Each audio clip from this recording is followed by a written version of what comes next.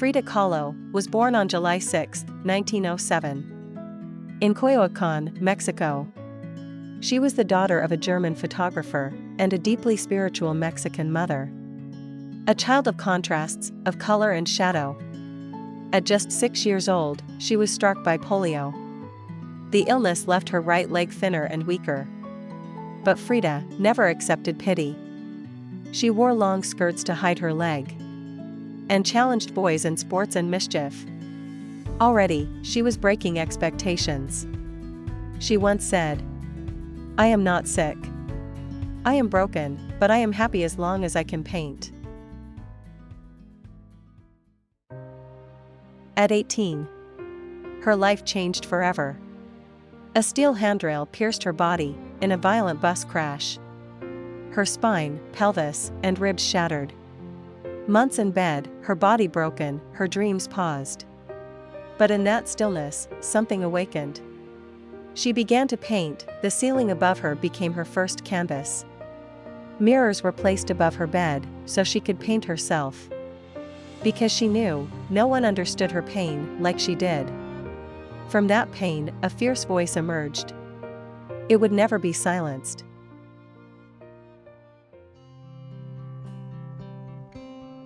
Her health declined with time. Spinal surgeries, amputations, endless hospital visits. But Frida's will only grew stronger. She painted in bed, in a wheelchair, even with her torso wrapped in a corset.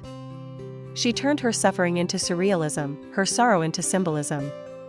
Flowers grew from wounds. Thorns wrapped around hearts. Eyes wept tears of blood. Her art was not to please. It was to tell the truth.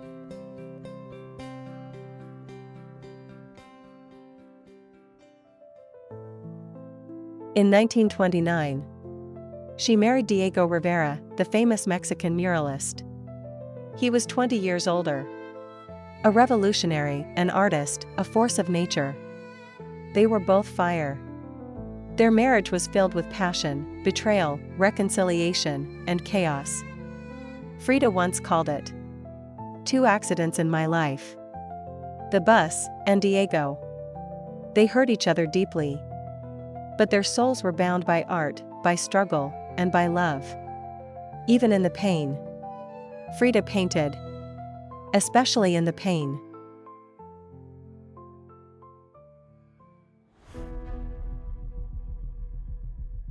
Frida's paintings weren't just personal. They were political. She explored womanhood, pain, sexuality, miscarriage, indigenous heritage. In a world that told women to be silent, Frida screamed with her colors. She painted herself again and again. Because she knew, I am my own muse. Decades before the word feminism reached the mainstream, Frida lived it.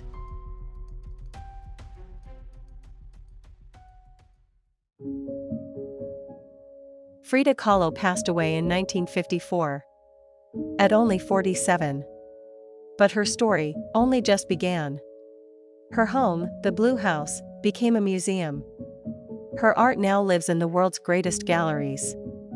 Her face, her flowers, her fierce gaze have become symbols of rebellion, beauty, and resilience. Frida once wrote, "I hope the exit is joyful, and I hope never to return." She didn't need to return. Because she never left. Frida Kahlo became eternal.